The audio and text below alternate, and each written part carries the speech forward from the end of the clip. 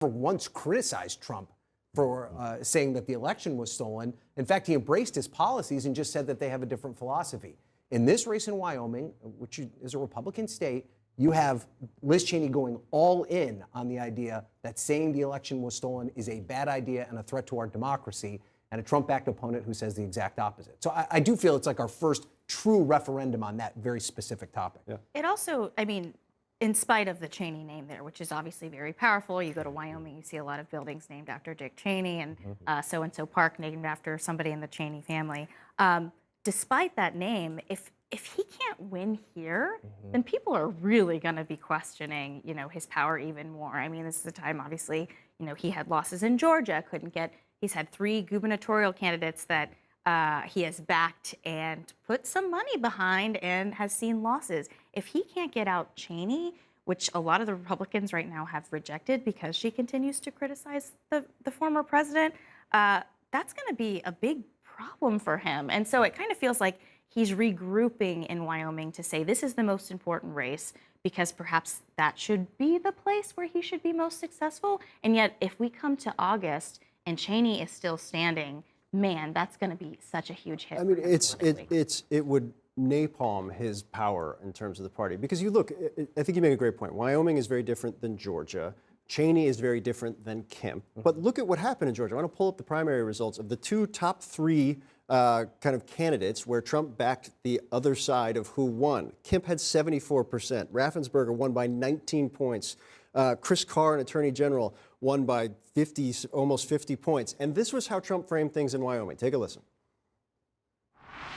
We're sweeping everything. And we actually did great in Georgia. You look at those races, all the congressmen and congresspeople, we swept everything. No, you didn't.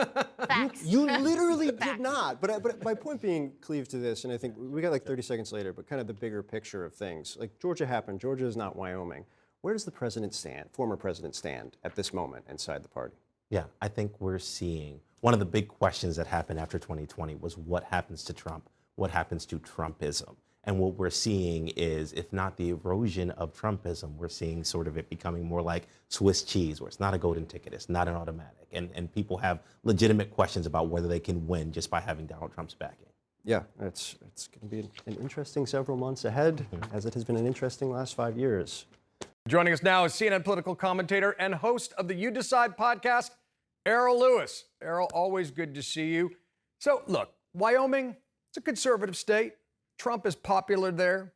GOP leadership lining up behind Cheney's challenger, which is a stunning betrayal of House decorum. But no Cheney has lost a Wyoming race in 40 years, and Trump has seen some recent losses. So how do you see this all playing out? Well, there are a couple of different scenarios, John. Good morning. One is that because elections are about the future and not the past, voters are going to be thinking about inflation. They're going to be thinking about the pandemic. They're going to be thinking about the future of the country rather than what Donald Trump wants to make this all about, which is the big lie and the fact that he lost the 2020 election. Saying that he somehow won the 2020 election seems to be a litmus test for him. And he is losing in state after state by insisting on that very non-rational criteria. One scenario that I think is very likely is that Wyoming's particular local rules allow Democrats or independents or anybody else to register up to the day before the primary and participate in the Republican primary. Liz Cheney, with a campaign account of about $10 million, can mobilize a lot of those people. And it's a pretty easy way to deal a setback to former President Trump if Democrats choose to do so. I think that's a very possible scenario when the primary rolls around in August. That is possible. Not a ton of Democrats in Wyoming, but Western conservatives are famously independent, of course. Now, in a recent campaign ad, Cheney made it clear that she's not going to back down from Trump. Let's take a listen. There are some things you can count on. When I know something is wrong, I will say so. I won't waver or back down. I won't surrender to pressure or intimidation. I know where to draw the line, and I know that some things aren't for sale. That's the code of the West, and that's what Wyoming voters deserve and expect. Here's what's interesting to me. Cheney has been outspoken in taking on Trump. Now compare that to like Georgia's Governor Kemp, who was very much focused on his own record and dismissing Trump, but avoiding taking him on directly. He won. What do you think about Cheney's tactic of going straight at the big lion, Donald Trump? You know, there's no getting around it in this case because she's had such a high profile level of opposition. It does also, though, raise an interesting question, John, which is that, you know, does Trumpism really survive without Trump himself?